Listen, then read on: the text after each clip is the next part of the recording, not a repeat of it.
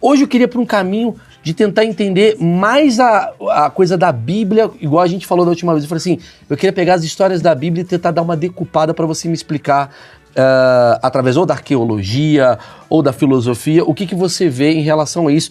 Se tem alguma uma simbologia por trás, se foi fato que aconteceu, que são muitas dúvidas que a gente tem. Desculpa pausar o vídeo. É um assunto que até eu ia começar abordando, tá aqui, né? Estamos aqui na descrição do vídeo, vou deixar aqui, ó, bonitinho. Valeu. Ver aí, quem pegar corte, já pega tudo. Você tá me falando uma coisa que é um causo que eu queria saber, isso foi real? Como que a gente consegue ter uma noção dessa história, da veracidade dessa história?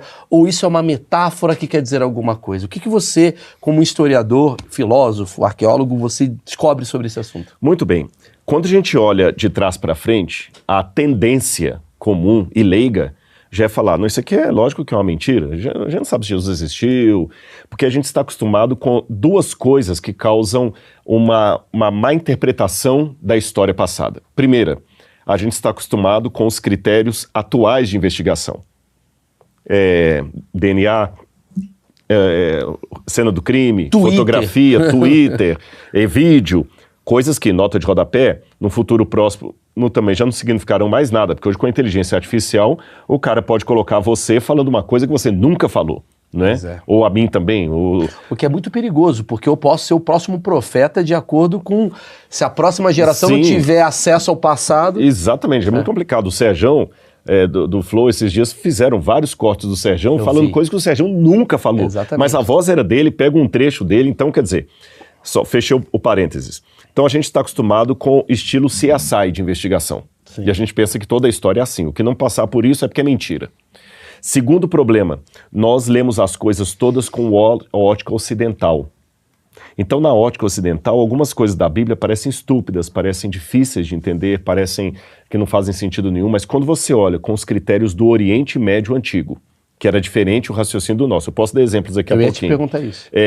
E olha com os critérios da historiografia antiga, eu posso afirmar a você, as histórias que a Bíblia fala são verdadeiras. Vou dar uns 2 exemplos. Esses dias, a Bíblia fala, por exemplo, que quando Moisés compareceu diante de Faraó, os magos de Faraó pegaram o cajado deles e jogaram na frente e os cajados viraram cobra. Uma visão científica, moderna, técnica, eu falei, isso é mentira. O cajado não... Só acontecia no passado, agora não acontece mais? Não vira cobra. Só que esses dias eu vi, eu esqueci o nome daquele, é um programa que tem lá da Inglaterra, de talentos, que os jurados ficam assim, é o mais famoso que tem. Tipo o Got Talent da vida? Got Talent, é o Got Talent. E tinha um camarada que fez uma cena de ilusionismo que eu nunca vi um negócio daquele. Ele pega um outro companheiro dele, o cara é oriental, pelo olho esticado oriental. E ele coloca um camarada, um rapaz assim, aí daqui a pouco ele vira a cabeça do sujeito e é um cachorro. Aí ele vai virando assim e o sujeito se transforma num cachorro, literalmente, na frente da gente. A outra é pior ainda, que ele coloca uma cabeça de cavalo no sujeito e daqui a pouquinho ele mesmo abaixa e sobe um cavalo, mas não tem pano, não tem nada. Depois ele vira de novo e numa fração de segundo ele volta a ser ele mesmo. É uma ilusão de ótica, mas ele fez. Tá. E o auditório todo ficou assim. Ora, por que a gente pensa que só hoje que alguém sabe fazer cenas de truque? Quer dizer que tinha mágicos naquele passado? Claro. Se você vai no Egito, tem vários relatos de encantamentos. A hipnose é alguma coisa muito mais antiga do que a gente imagina. Mas muda muito. Se você põe uma nota de rodapé, isso foi uma mágica, você não acha que a civilização de hoje olha e fala assim, então não aconteceu daquele jeito que eu imaginava. Então não foi tão sagrado assim. Foi só um jogo de espelhos. Um jogo de espelhos. Só que, vamos levar em consideração 2 coisas. Letra A. Existe a magia, existe o engodo. Falando engodo, não no sentido moral da palavra, porque o mágico não está sendo um engodo, o mágico está querendo entreter. Isso. Né? Mas se eu pego aquela magia do entretenimento e a uso para fins escusos, ela se torna um engodo. Claro. Você sabe até que tem muitas denúncias de líderes religiosos Que utilizam disso. Que utilizam disso. Tem muita cara que ele, na verdade, ele faz técnicas hipnólogas e tudo mais e tal, e que a pessoa sai com autossugestão e tudo mais. Tem isso. Manipulação. Manipulação. Agora, existe uma dimensão espiritual da luta do bem contra o mal. Aí depende com que cosmovisão eu estou lendo a história. Tá bom. Por exemplo, se eu ler a história a partir de uma cosmovisão meramente materialista, materialismo dialético, para falar lá das linhas de Marx e outros mais, se eu leio apenas a partir do materialismo dialético, Kant, eu vou entender que Hitler foi apenas um ditador, assassino, facínora, que matou milhões de judeus. Ponto. Mas se eu ler a partir de uma luta entre o bem e o mal, eu vou falar que o Hitler, além da sua própria decisão, porque ele tem responsabilidade no que ele fez, ele se permitiu ser usado também por forças malignas que queriam aquele genocídio. E que nós estamos numa guerra cósmica entre o bem e o mal. Adoraria falar desse assunto. E por que eu vejo a visão espiritual? Porque o materialismo por si só, ele não responde todas as coisas. Para começo de conversa, se não tem Deus, até a própria rotulação de Hitler como errado, ela pode ser questionada. Deixa eu pensar no que você falou. Se não tem... Tá, me joga, por quê? Por quê? Com base em que você está falando que ele estava errado? Sim, com base na nossa moral criada pela nossa civilização, entendi. E aos olhos da moral nazista, sim, ele estava completamente correto. Sim. E qual que é a moral que prevalece? A nossa ou do nazismo? A gente vai cair na coisa de xenofobia em algum momento, né? Porque ninguém aqui está falando que Hitler estava certo. Exatamente, vamos deixar isso bem Deixando claro. muito claro. Você só está falando... Eu acho que eu criaria um outro exemplo, que eu acho que seria mais fácil para a gente ir nesse caminho, que é o universo mais... ocidental e o universo ali mais ali da Arábia, que a galera tem a questão do tipo... Eu vou dar uma cena muito fácil, que eu tava com a minha esposa. Eu tava na Tailândia com a minha esposa, Rodrigo. Pô, puta lugar legal, incrível, uma praia maravilhosa. Lá ainda, já falaram. Incrível. Aí chegou um árabe, né, com a sua roupa na praia, aquela roupa pesada, e suas duas mulheres de burca. Uhum. Minha esposa, do mar, olhou pra mim e falou, a primeira coisa que ela falou assim, tadinha dessas mulheres. Eu falei, sabe o que ela tá pensando de você? Prostituta. Porque é uma visão etnocêntrica da gente acreditar que o nosso é o certo e o do outro é errado. Exatamente. Então quando a gente fala assim, a cultura do Irã tá errada, baseada na cultura do Ocidente. Exatamente. É isso daí que você tá querendo Exatamente. E você foi prudente em a gente separar, para não parecer que a gente tá endossando o Hitler ou qualquer coisa, que já deu problema no passado, não comigo. Sim, sim. Mas é bom a gente esmiuçar tudo. De maneira alguma estamos endossando. Não. Você tá falando assim, pro nazista, Hitler tá certo. Só que do ponto de vista moral...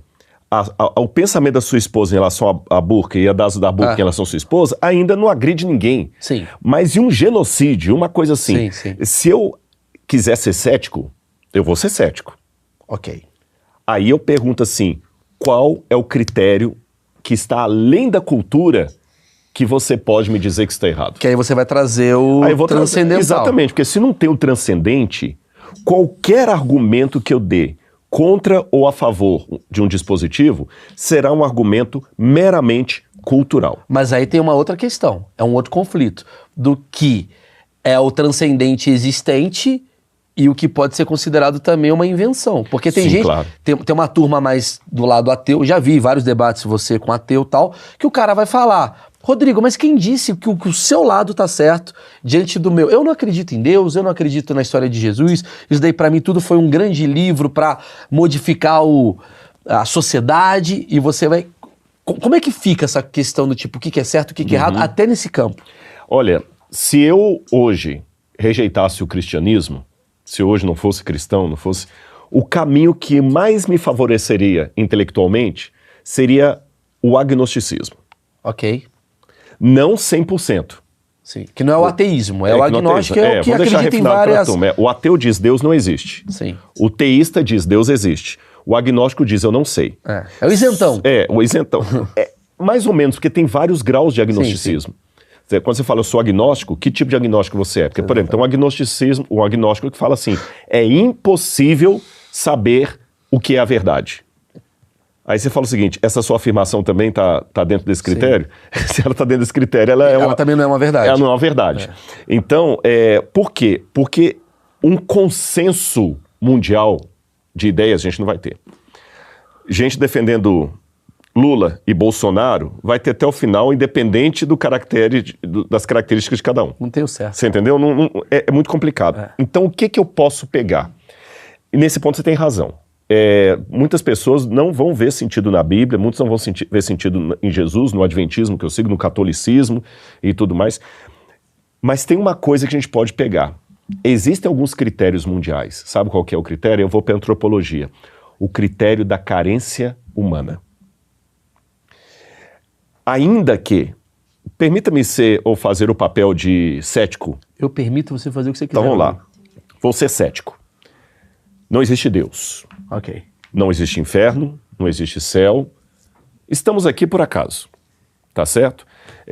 Eu não fui formado por nenhuma vontade sobrenatural, eu sou apenas o resultado de uma loteria bem aleatória que deu certo, que meu pai transou com a minha mãe naquele mesmo dia, naquele mesmo horário, naquele mesmo segundo, e eu fui o óvulo que foi fecundado e podia ser outro.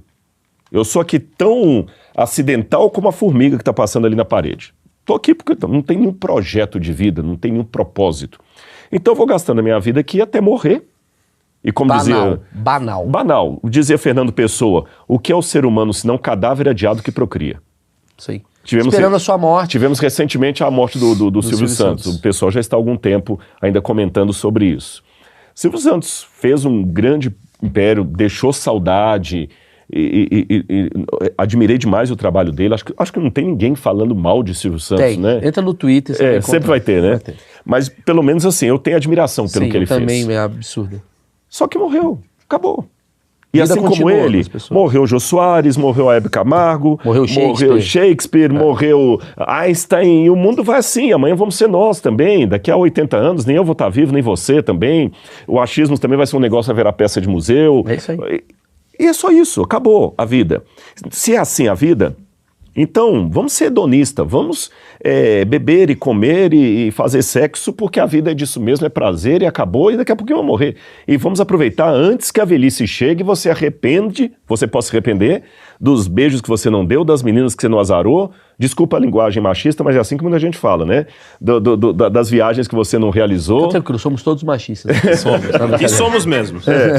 Das bebidas que você não experimentou, aproveita a vida, né? Tá, só que tem uma coisa que não fecha a conta aqui. É que todos nós, se temos em sã consciência, gostaríamos que a realidade fosse outra.